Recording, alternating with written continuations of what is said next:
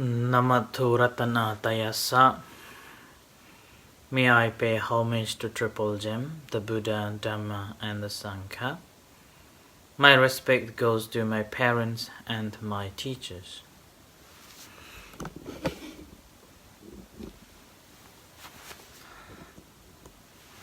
Hello everyone.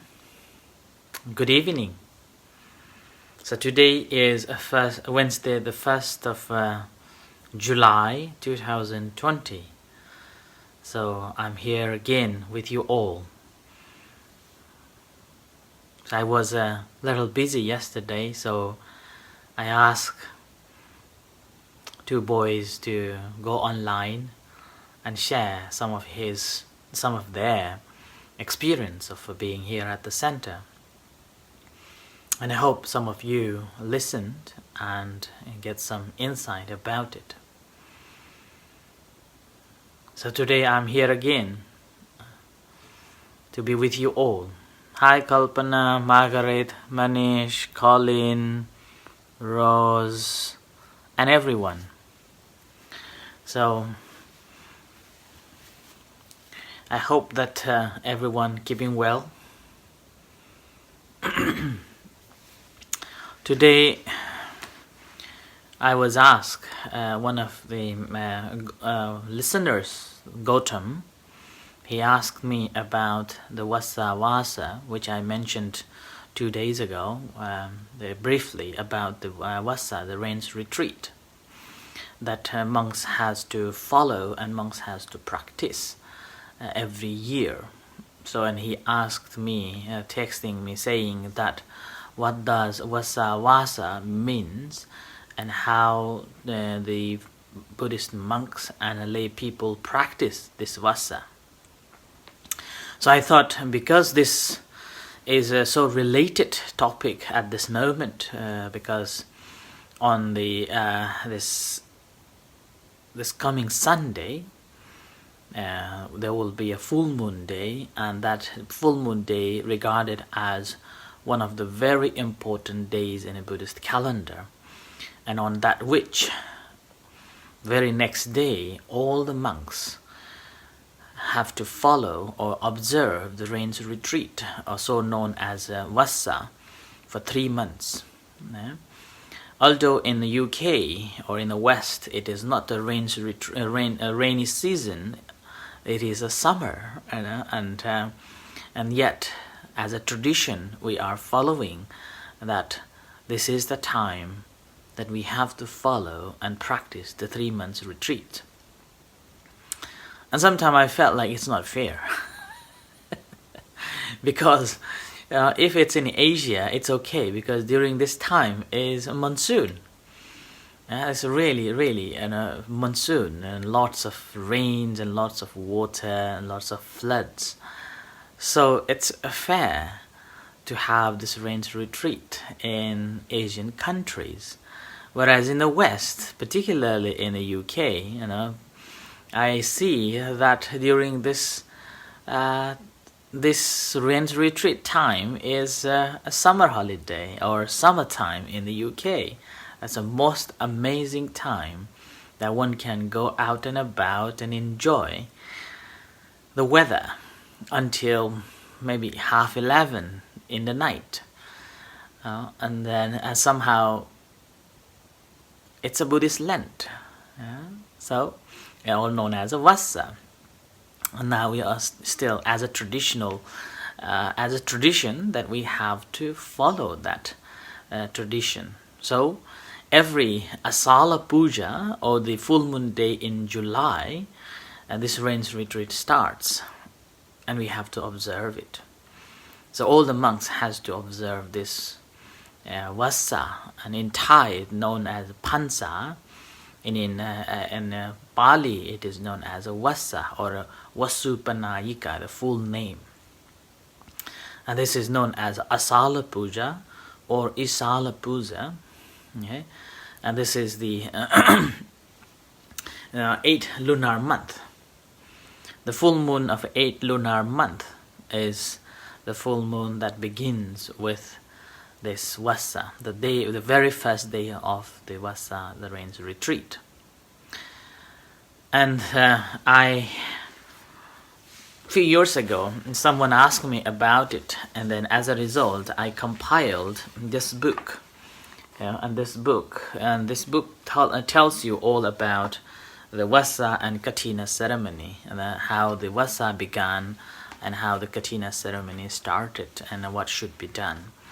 So, and then when I was looking at this, my book, the previously wrote, and I saw some of the important factors that I wanted to share with you about this Vassa. Basically, in Buddhism, there are few full moon days that we celebrate as important days in the Buddhist calendar. One of them is Marga Puja, which normally full moon in March, that celebrates the day when the Buddha gave the profound teachings, which is a summary of the whole teachings, and that is not to do any bad, do good, and purify your mind. So that is known as the Marga Puja day. And followed by that, we normally celebrate, and which is a very important day, and UN also recognize that, and I have explained it last month in May, and that is a Vesak day, or the day when we celebrate Buddha's birth, his enlightenment, and his passing away. And this is one of the greatest days in the Buddhist calendar. And that also follows another full moon, and that is the Asolo Puja day. And this day is very significant day in many ways. The first, this is the day it is believed that the Buddha from the heaven entered to the mother's womb in Kapilavastu. So basically taken a birth. Patisunti, it is known as a Patisunti. And the second, after he was given, he was born and stayed in a palace for 29 years, and having seen the four signs of the life, he gave up the palace life. The day when he left the palace is also known as the day on the Asolo Puja, or the Asala Purnima. So this is the day when he left. Further on, and after he left the palace and became an ascetic and become one who is searching for the truth.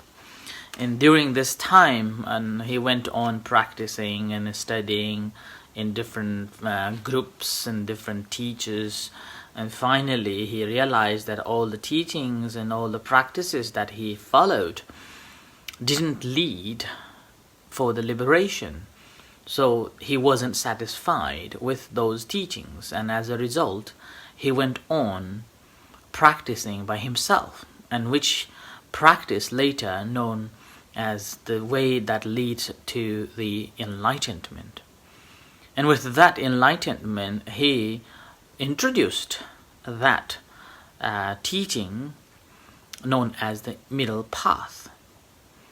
So, and after he was enlightened, he went on giving a first discourse to his fellow friends, those who left him during this ascetic time, practicing the asceticism.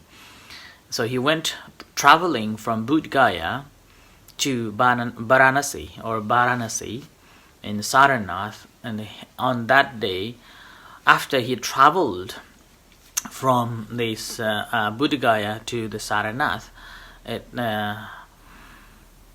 on the full moon day of Asolo Puja, then he gave the first discourse, and that is known as the Dhammacakkappavattana Sutra.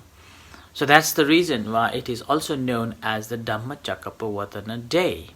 Yeah? So and then later, after he gave this first discourse, Venerable Kandanya understood the teachings of the Buddha, that all the teaching, all the conditioned dhammas that arises are subject to change and subject to decay and faded away. When he realized that, and followed by other 5 friends, after listening the talks of the Buddha, they got the Dhamma eyes. And then, particularly the first, the Venerable Kandanya, after he got the Dhamma eye, having heard the first discourse, he asked for the refuse. And that's how he became the first disciples of the Buddha. And that was also fulfillment of the triple gem. And that is the cornerstone of Buddhism. So in Buddhism, we have three gems. That's Buddha, Dhamma, and the Sangha.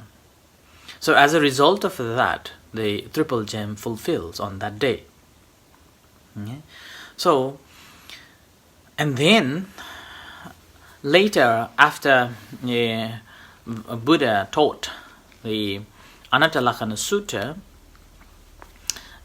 then all the 5 disciples became the Arhats, and that's how the Buddhist dispensation began. And the Buddha, told all the Arhats to go and spread the teachings of the Buddha for the good and benefit of many. And that's how Buddhist dispensation began. And as the Buddhist dispensation spread and widely accepted, many monks began to become monks. And there wasn't any rules and regulation that one should stay in one place, but every monks, those who ordained under the Buddha, simply took the instructions that go and teach. So-called Charata Bhikkhave Charikang Bahujana Hitaya Bahujana Sukhaya. Go forth, monks, spread the Dhamma for the good and benefit of many, both celestial beings and human beings. And with that, the venerable monks traveled all around with the hope to spread the teachings. But somehow, during the winter, during this monsoon time, if any of you been to Asian country, or those who are listening from Asia knows well that there will be boundaries as you make the paddy fields. So when you go around, you have to walk along with these boundaries made to the paddy fields to keep the water in. So as the monks never stopped teaching, never stopped spreading the teachings, as they walk around, it made their crops, the farmers' crops destroyed, and these dams were destroyed. And people began to complain that these venerable monks, the followers of the Buddha, never stay in one place. They are destroying our crops. They should be staying in one place during the monsoon. And this complaint came to the Buddha. And that was the first reason. Okay? And then the second reason was, during that time, all other faith groups during the monsoon time will stay in one place. All the priests would stay in one place without traveling anywhere, giving an opportunity to the lay followers to come and learn and to acquire merit according to their faith.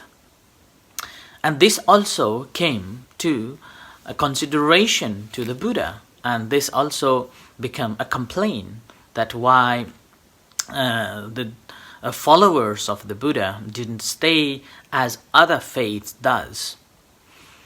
So with these 2 complaints came complained by the lay followers, Buddha decided to have this Vassa. Right? To have this Vassa. And observe this as a tradition that all Buddhist monks and nuns and novices should observe this 3 months retreat, rains retreat, at one place without traveling anywhere for 3 months. And after Buddha announced that now on, during the monsoon time, monks shouldn't travel. One should stay in one place, whether it is an empty hut or whether it is a monastery. And that's how this Vassa began. But Buddha didn't allow monks to stay under the tree or in the caves during this Vassa period. Buddha simply gave this kind of a comfort or protection to the monks, and as well as giving an opportunity to lay followers to looking after monks and providing the 4 requisites. And in return, monks are practicing well, study the Dhamma, practicing good meditation, and looking towards the enlightenment. And in return, not only the self-development, one has to help lay followers to grow in the Dhamma, in the spiritual life, in many different ways. And that number 1 would be educating Buddhists. What is the real Buddha's teachings and what should be done? And apart from that, monks has to encourage lay followers, and particularly the Buddhists, to practice in accordance with the teachings of the Buddha. So first, and that comes under the training ways known as the pariyatti, patipatti, and pativeda. So pariyatti here is giving the information about the Buddha's teachings. Those who haven't got the faith, making them to have a faith in the Buddha Dhamma Sangha by giving them the teachings, knowledge about the Buddha Dhamma Sangha, and also how to be happy in their lives. And the second, inspiring and encouraging them to practice in accordance with the teachings, in line with the at least of a Mahasatipatthana Sutta. And that comes under, so known as patipatti. And the pativeda, encouraging lay followers to practice continuously, so then they can attain the liberation. At least they can accumulate some merits. Okay? So that's why this is become a tradition that I used to call this tradition as like a communal platform that both the monastics and the lay followers are working together towards the spiritual growth, the spiritual path. Now, the question may come, what are the activities one should do?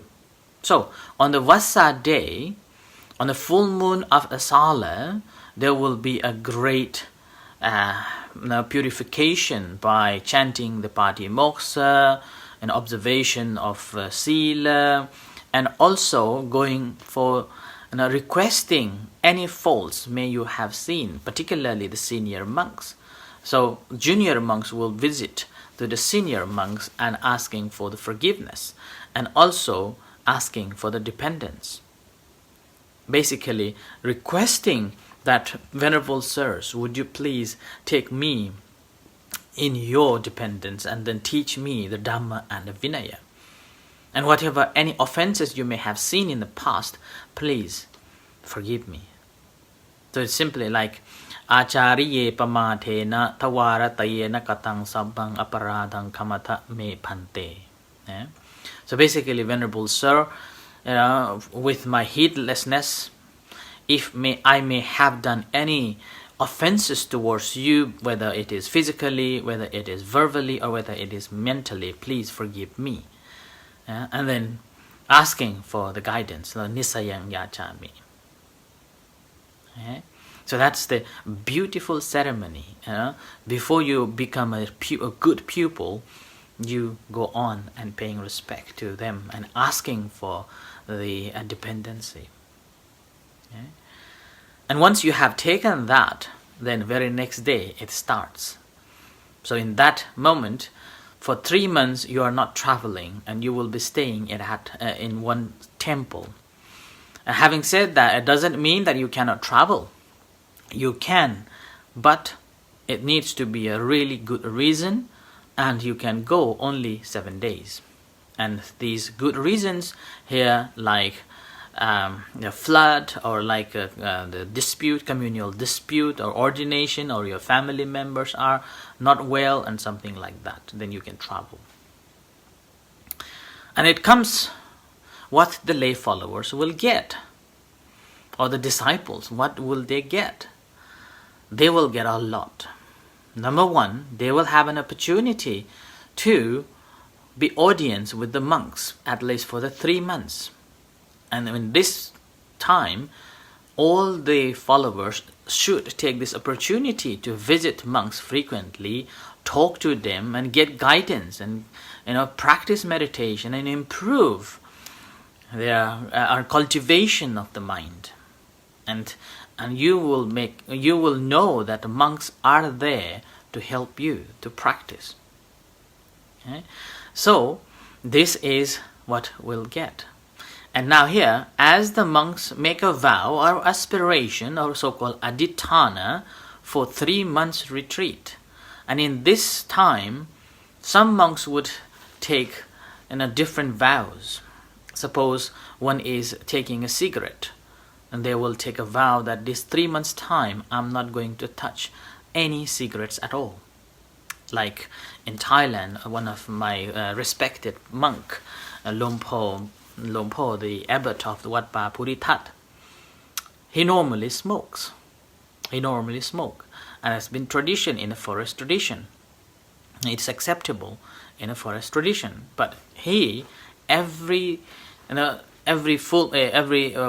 or the rains retreat, he will not touch even one cigarette. That's strict. And that also shows that how much your mind is strong. In other days, you are taking this cigarette for every day, and after you have taken this vow, you have given up this completely. There is no even thought of having that cigarette for 3 months.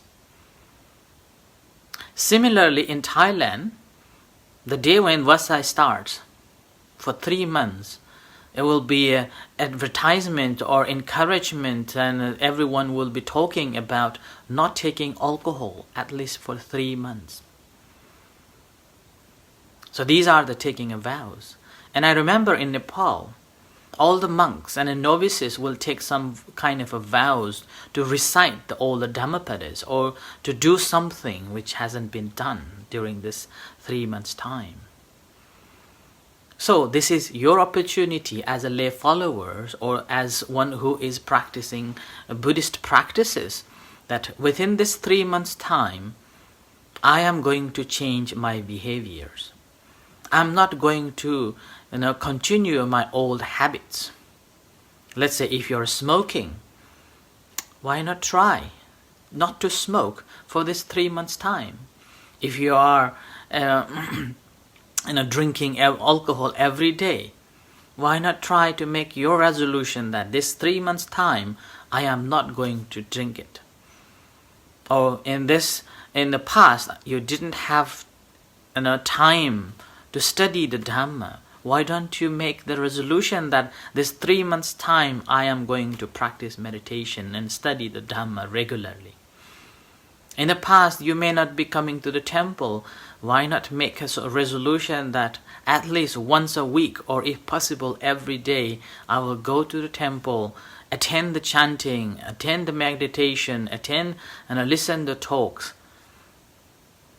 And if this is too religious for you, any behaviors or anything that you want to do, and particularly this lockdown time, after in a few minutes or few weeks time or few days time, lockdown will be end. You can make your resolution that after this 3 months time, I can do something better. This, or suppose you have some job that you haven't done it, or you want to develop your one skill, make that resolution that this 3 months time I am going to do it. I am going to commit fully. Okay, so like that. And more on top of that, on the Vassa, the full moon day of this Asolo Puja, known as the day the devotees or the lay followers would offer candles or the lights to the temple. And that basically a light signifies as the teachings, that a light that shows the path in the darkness. So we are living in the darkness. So our life is just going on into this life of samsara, and we haven't seen what is the cause that making us to come back into the samsara again and again. So teachings of the Buddha is simply a light. And taking that, Buddhists would take the candles and offer it to the temples, hoping that by offering these candles, may I gain knowledge so I can liberate myself. And most important on top of that, because lay followers have invited monks to stay in one place for 3 months, they would also come to the temple on that full moon day to offer so-called bathing cloth. So a piece of cloth for the for the shower, and people will come and offer. And if in Thailand, they normally, in my own experience in Thailand, they will come to offer you a piece of cloth for the bathing, and then the second they will offer you an umbrella, and the third they will offer you a bottle of honey. Yeah. So these are some of the things that one can take on that day, on the full moon day of Asala, to take it to the temples and offer it to the venerable monks.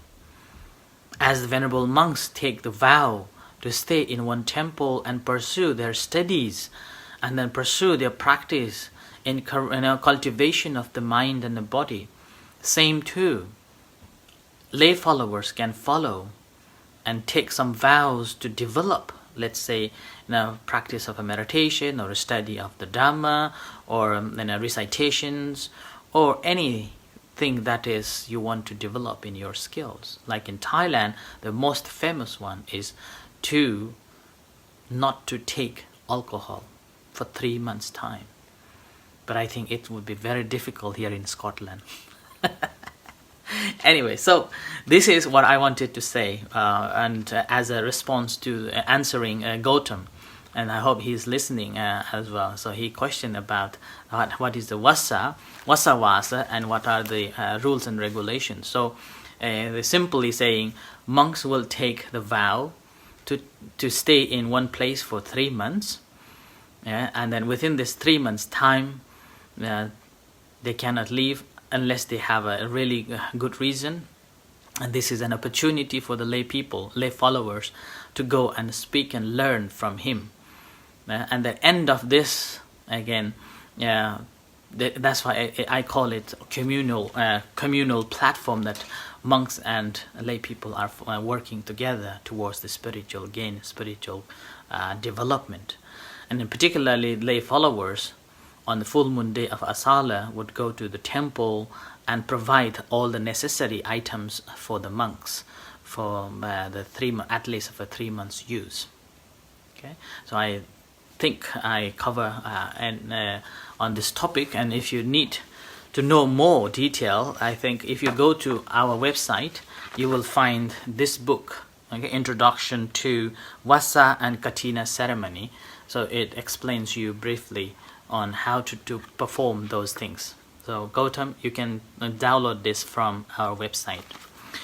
So thank you very much for listening, everyone, and we'll see you tomorrow again at 6:30 for the talk. And in a few minutes time we will have chanting and guided meditation.